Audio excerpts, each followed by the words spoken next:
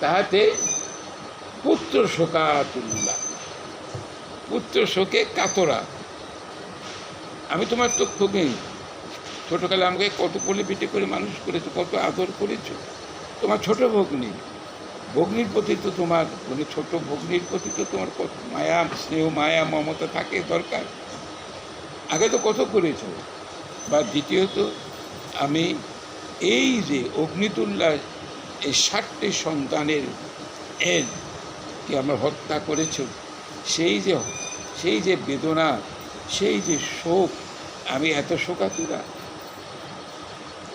ভাই, এই দুর্ভাগার শেষ সন্তানটি ভিক্ষা দাও।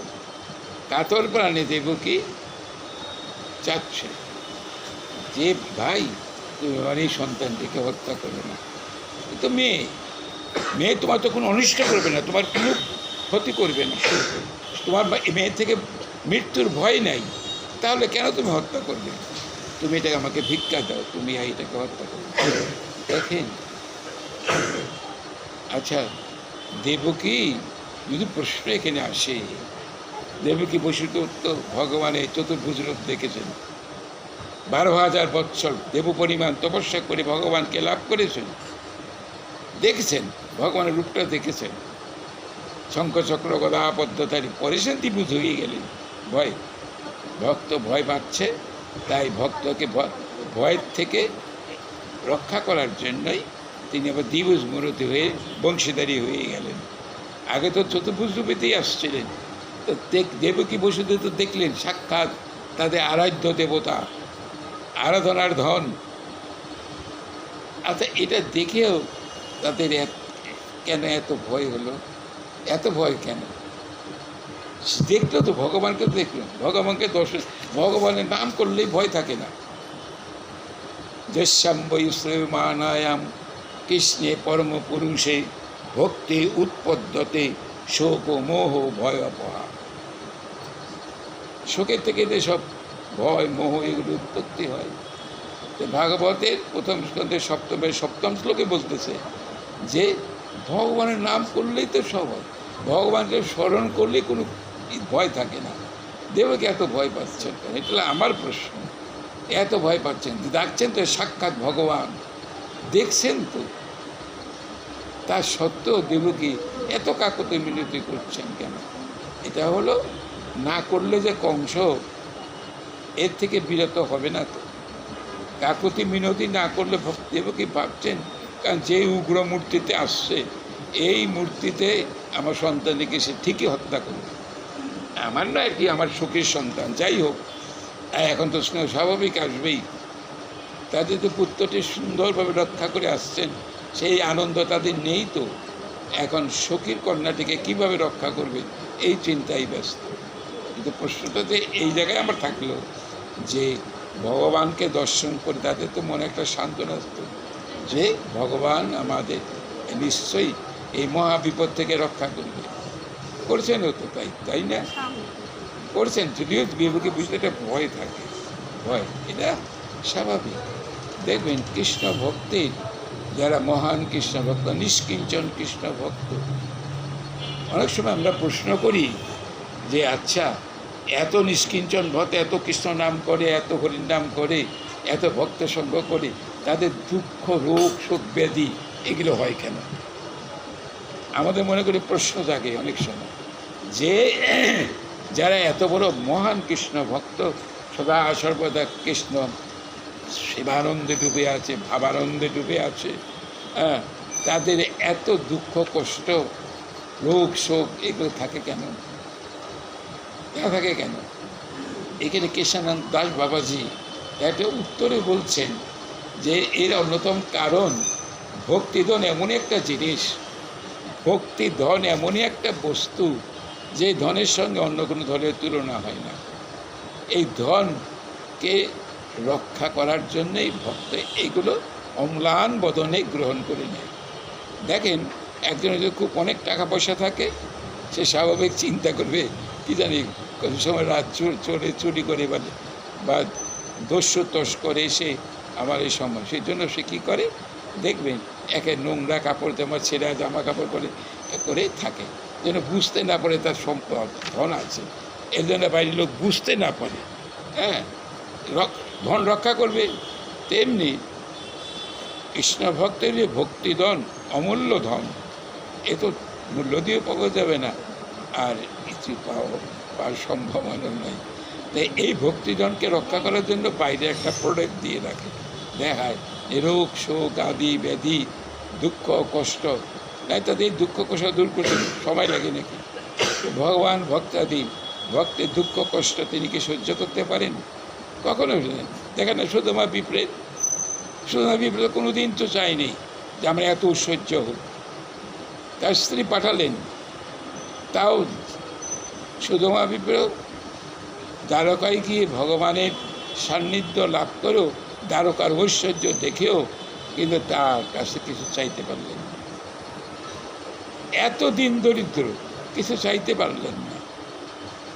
কিন্তু ফেরার পথে যখন আসলেন ভাই, বাইরের সেই অট্টালিকা দেখে ভাবলেন এই কোথায় আসলাম, এত ঐশ্বর্য, এটা করলেন কি? শুধুমাত্র চায় নাই তো ভগবান দিলেন কেন?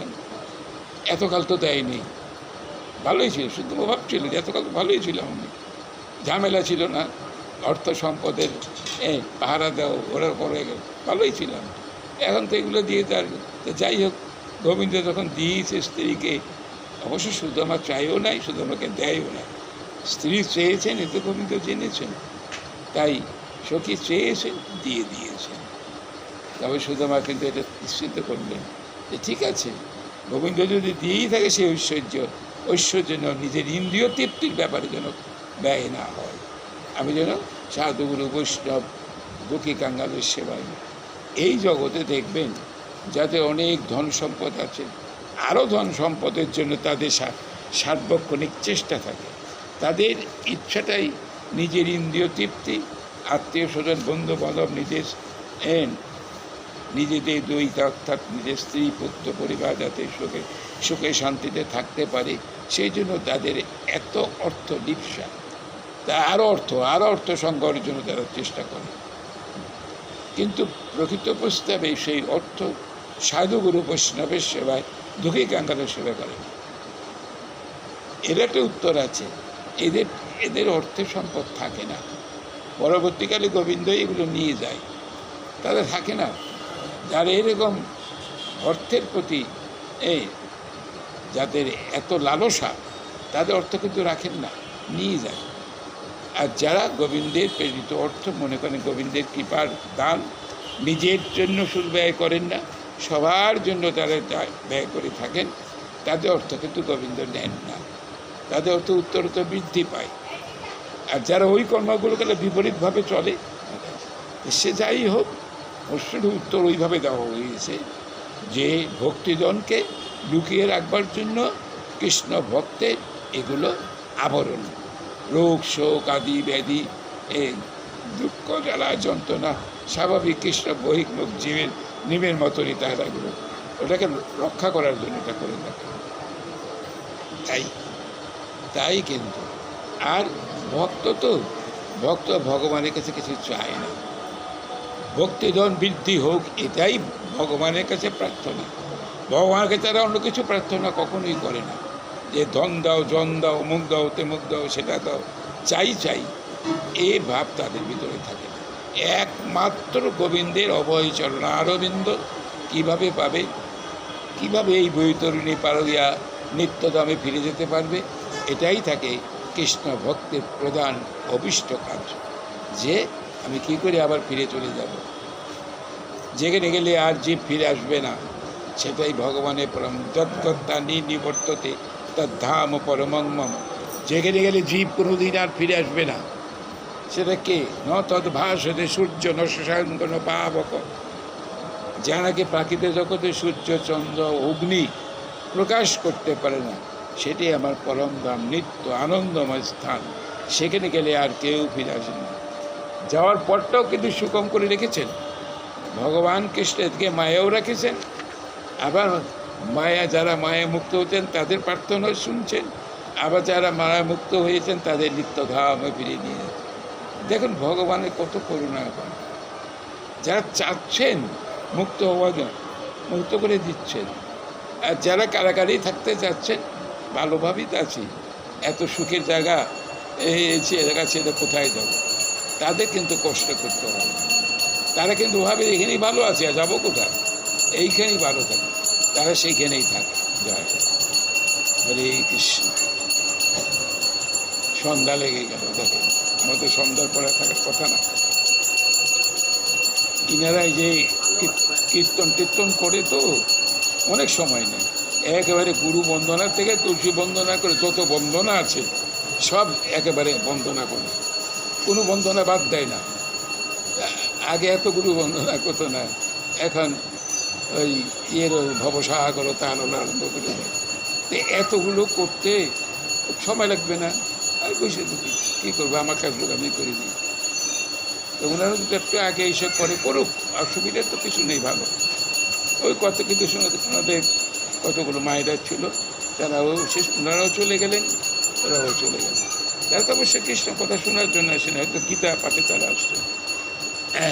গীতা কি বলে?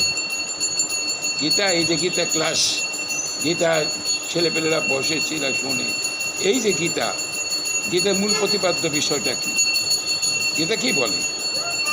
গীতা আমাদের দেখাচ্ছে পথ, যে পথে গেলে পরে ভগবানকে লাভ করা অর্জন করছে। সেটাই কার জন্য তুমি দুঃখ শোক জ্বালা যন্ত্রণা অনুভব করছো, এই যে বিষাদ যোগ যেটা দিচ্ছে, এটাকে সূত্রপাত, এখান থেকে তো সূত্রপাত জিনিসটা। তা তুমি কিসের জন্য শোক করো, কার জন্য শোক করো, এটা তোমার কে? এ থেকে তো শুরু হলো এই আত্মতত্ত্ব সম্বন্ধে। আত্মতত্ত্ব, গীতার শিক্ষাটা তো ওই জায়গায়। গীতা কিন্তু রসময় গোবিন্দের লীলা কিছু দেখাতে পারেনি। ভগবান আছেন, তিনি পরব্রহ্ম,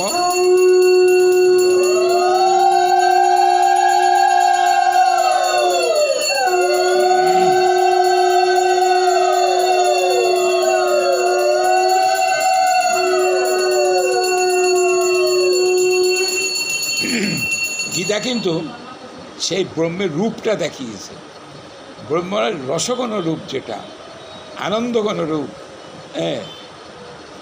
একটা ভাবনার রূপ, এটা কিন্তু গীতা দেখাতে পারেনি। গীতা দেখাতে পারেনি ভগবান যে কত আনন্দময়, তার ভিতরে যে কত রসের বস্তু আছে, তিনি যে রসগণ বিগ্রহ, আনন্দঘন বিগ্রহ, গীতা দেখাতে পারেনি। গীতা খালি বলছে এটা করো, এটা করো, এটা করো, ওটা করো। আর ভগবান শ্রী গোবিন্দ আর তার বিপরীতে শ্রীমন মহাপ্রভু কলিতে আসলেন। কলিতে যে মহাপ্রভু আসলেন, স্বয়ং তো ভগবান রাধা গোবিন্দ মিলিত তরুণ, তিনি কিন্তু পরিষ্কার দেখে গেলেন যে ভগবান কত রসগুণ, তা কত রসের ভিতরে, তিনি অনন্ত রসের আকর। এই রস কিন্তু গীতা দেখাতে পারেনি। বলছেন, পথটা দেখিয়ে গেছেন, কিন্তু এই পথে হাঁটো, মন মনা ভব মদ ভক্ত মজ্জাজি মাং নমস্কুরু, এই যে বলছেন, ব্রজদেবীদের মতো আমাকে সব দিয়ে দাও, কিচ্ছু রেখে না, আমাকেই সব দাও, কিচ্ছু রেখে না। আমি ছাড়া যেমন তাদের কেউ নেই, তেমনি আমিও তোমাদের তো অনেক কিছু হচ্ছে, ছেলে পেলে আত্মীয় স্বজন, মা বাবা ভাই বোন কত, কিন্তু তো সব ঠেকার সত্য কেউ নেই, সব কিছু ত্যাগ করে আমার চরণে চলে আসছে আমাকে পাওয়ার। তোমরা কি তা পারবে? এটা কিন্তু গীতা দেখাতে পারিনি, দেখেছে ভাগবত। এই ভাগবতের, এই জন্যই ভাগবতের মূল্যায়নটা অনেক উপরে। রসের ব্যাপার তো এটা, এই রসের সন্ধান সবাই জানে না। এই ভাগবতের দ্বিতীয় শ্লোকেই বলছেন, রসিকা ভুবি ভাবুকা, বলছেন এই ভাগবত আমন্ত্রণ করছেন দুই ব্যক্তিকে, কে? রসিকা আর ভাবুকা, রসিকজন আর ভাবুকজন, এটা রসিকা ভুবি ভাবুকা। তাই এই রসিককে, যার ভিতরে রস আছে। আমরা তো প্রাকৃতিক রস অনেক ভোগ করি, আমরা এই রসেরই সন্ধান জানি। অপ্রাকৃত আনন্দ কোনো রস কি, সেটা কিছুই জানি না। দেখেন না, খালি কারিগর শুধু সন্দেশ বানাই, সন্দেশের স্বাদ আর পায় না। কারিগর সন্দেশ তৈরি করে, মহাজনকে, মহাজনও স্বাদ, মদ খেলে তো স্বাদ পারবে, মদ তো বিক্রি করে, ভক্তের কাছে সন্দেশ বিক্রি করে মহাজন। মহাজন পাঠিয়ে দেয় কারিগরের কাছে, কি দেয়, ছানা, চিনি, একটু ময়দা, এ সন্দেশ ভালো করে তৈরি করে। মহাজন তো তৈরি করতে পারে না, কাছে নিজেই তৈরি করে নিতে পারে না, সে কারিগরের কাছে পাঠায়। আর কারিগরও সেটা তার নিজের কৌশলে সুন্দর সন্দেশ তৈরি করে। হ্যাঁ, কিন্তু সে এক খাইয়া দেখতে পারে না যে সন্দেশটা কেমন, সে কিন্তু খায় না। হ্যাঁ, সে দিয়ে দেয়, অবশ্য খায় নাই কথাটা বলতে, এই ছিটে ফোটা তো কিছু পড়ে টরে থাকে, সেখানে খায়, সে সাইডে খায়, এলে পরেও সে রসাস্বাদন পুরো হয়। একটা পুরো বস্তু খেলে যে রসের আস্বাদন সেটা হয়। এই ভাগবতটা হলো সন্দেশ, এই সন্দেশ, এই সন্ধান পাওয়া বড় কঠিন। ভগবানকেই চিনতে পারি না, ভগবানকেই তো চিনতে পারি না, ভগবানকে, সবাই তো ভগবান, ভগবান যে কে এর তো ঠিকই রাখতে পারি না, যে কে ভগবান এই ঠিক রাখতে পারি না, তার কি করব। সে যেই হাই হোক, যে যারা গীতা আসছিলেন তারা কিন্তু ভাগবত শুনতে আসে না, আর যারা ভাগবত শোনে তারা গীতাও শোনে, যারা ভাগবত শোনে গীতাও শোনে। কারণ ভগবানের জন্ম এবং কর্ম দিব্য, দীপ ধাতু থেকে, দিব্যাত লীলা জ্যোতির, এই দীপ ধাতুটি অনেক ব্যাখ্যা আছে। ভগবান বললেন যে দেখো আমার দিব্য জন্ম কর্ম, তুমি তো এটাকে তত্ত্ব তো জানো, তত্ত্ব তো জানো। এটা গীতা চতুর্থ নবম শ্লোক, জন্ম কর্ম চমে দিব্যম এবং য ব্যক্তি তত্ত্বত ত্যক্তা দেহ পুনর্জন্ম ন এতি মামেতি স অর্জুন। তার আর পুনর্জন্মই হবে না। যে আমার জন্ম এবং কর্ম তত্ত্ব তো জানতে পারে, তার কোনো দিন জন্ম হবে না, জন্মই হবে না। যে জন্মোৎসব করলাম, কৃষ্ণের জন্ম উৎসব করলাম, ওই খেললাম, মালপাল একটু খেলাম, বাস হয়ে গেল। কিন্তু আদৌ তো তিনি জন্মগ্রহণ করেন নাকি আমাদের মতো? আমরা যখন প্রাক্তন কর্মফল, পূর্ব জন্মের কর্মফল ভোগ করবার জন্য জন্ম নেই, ভগবান কি তাই নাকি? আমাদের দেহটা রক্ত মাংস অস্থিমজ্জা আমার যে দেহটা, তাই না? রক্ত মাংস অস্থি মজ্জার এই দেহটা গঠিত, ভগবানের দেহটাকে এরকমই নাকি? এই তো চিনি না। চিন্ময় অপ্রাকৃত দেহ, সচ্চিদ আনন্দের গুণীভূত, সন্ধিনী সংবিত আহ্লাদিনী, এই তিনটা সমবায় হলো ভগবানের দেহটি। আর শ্রীমতীর দেহ আহ্লাদিনীর সার প্রেম, প্রেমের সার মহাভাব, এই মহাভাব স্বরূপণী শ্রীমতী রাধারানী। আহ্লাদিনী তো তিনটা বস্তু বললাম না, সন্ধিনী সংবিত আহ্লাদিনী, আনন্দ, আহ্লাদ কথাটি হলো আনন্দ। তো ভগবান এই তিনটা বস্তুর সমন্বয় ভগবানের দেহটা। আর আমার দেহটা কি? আমার দেহটা পিতার শুক্রে, শনিতে আমার দেহটা গঠিত। আমি আসি ভোগ করার জন্য, ভগবানকে ভোগ করার জন্য আসছেন। ভগবান মুক্তিদাতা, মুক্তি দিতে আসছেন। আর যারা কৃষ্ণ ভক্ত, গৌর ভক্ত, সেই ভক্তরা দেখা অভক্তের কাছ থেকে নির্যাতিত, নিপীড়িত হন, তাদের হাত থেকে রক্ষা করেন, তাদের সেই দুষ্কৃতীদের দমন করার জন্য। এটা তারা সে কোনো প্রয়োজন পড়ে না, সেটা যুগবতারই করে নিতে পারে। যখন আসেন একসাথে, সবই একসাথে আসে। এই জন্যই বলা হচ্ছে ভগবানকে জানো। ভগবান কি বস্তুটা? তিনি কি আমারই মতো মনুষ্য দেহ নিয়ে আসছেন, মানুষের মতো দেহ নিয়ে আসছেন, ভাগবত উত্তর দিচ্ছেন, আসেন কৃপা করে অনুগ্রহ করবার জন্য। অনুগ্রহায় ভক্তানাং মানসিং ধর্মাশ্রিতম। গীতা এগুলো ভাষ্য করে যে যারা দুষ্কৃতিকারী, তারা ভাবে আমাকে মনুষ্য জ্ঞান হিসেবে মনে করে ন মাং দুষ্কৃতি না মূঢ়া প্রবর্ধন্তে নরাধম। এই যে নরাধম, এগুলো আমাকে করবে না। মায়া অপ্রহিত জ্ঞান আসুরং ভাবমাশ্রিতা। এগুলো ভগবান আপনার তো আসেন একে শেষের দিকে। আমি যে ব্যাপার হলো কি, রাত অনেক হয়ে যায়, রাত হয়ে গেলে আমারও নিজেরও খুব কষ্ট হয়। ঘুমোতে হবে রাত্রি 12টা 1টা বেজে যায়। পারি না, কতগুলো কাজ থাকে সেই কাজগুলো সারতে পারি না।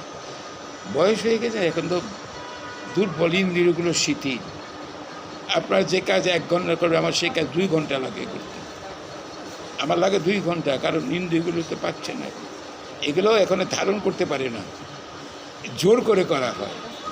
এই আর আপনাদের ইন্দ্রিয়গুলো তো শিথিল হয়নি, সজীব আছে, সচল আছে। রাত্রিকালকের এখন হয়, এখন শেষ বেলা নিয়ে আসছেন ফোন, পাঠিয়ে দিলেই তো হইতো। জানতো না নাকি? এখন তো 5টার থেকে হয়, 5টা থেকে আসলে পড়ি। হ্যাঁ,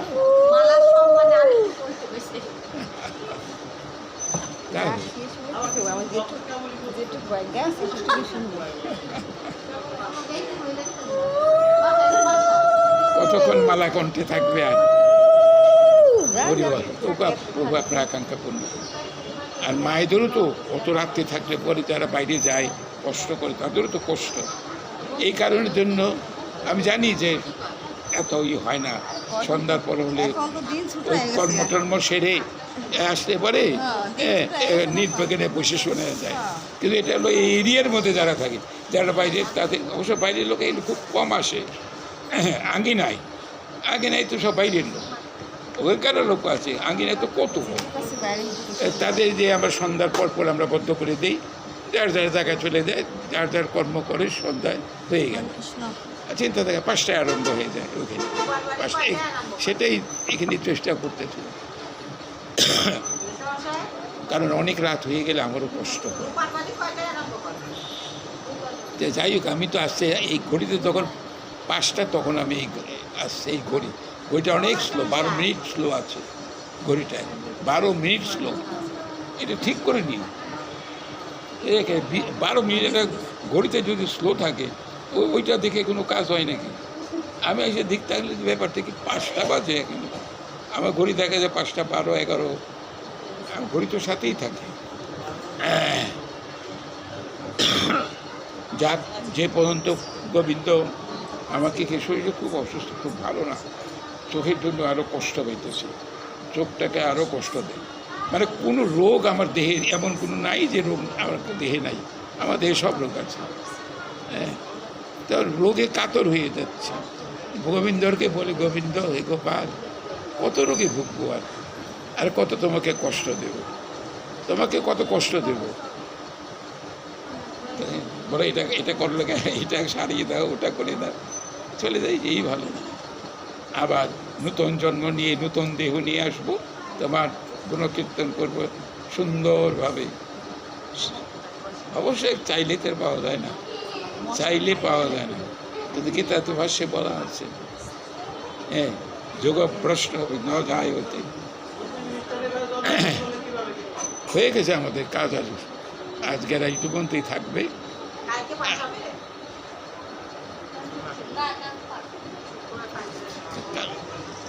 আপনারা একটু আসতে কাটবেন, সকাল সকাল সন্ধ্যাবেলা, যাতে আপনারা গিয়ে বাড়ি চলে যেতে পারেন। একটু আগলে আসলে পরে, এখন তো দিন ছোট হয়ে আসতেছে, ক্রমান্বয়ে দিন ছোটে। এখন তো ওই শীতকালে 5টা বাজে সন্ধ্যা লেগে যাবে। নিতাই গৌর সীতানাথ প্রেমানন্দে।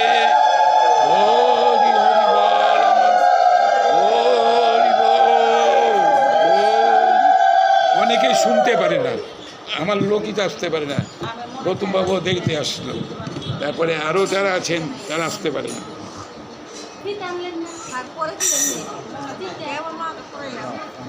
আসছি, বুঝছেন, আমার কিন্তু আবৃত্তি করে গেছে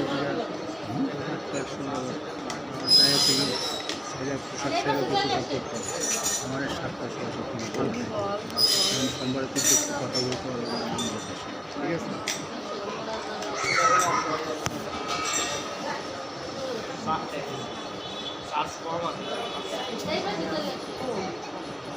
গৌতম বাবু, এই গৌতম বাবু,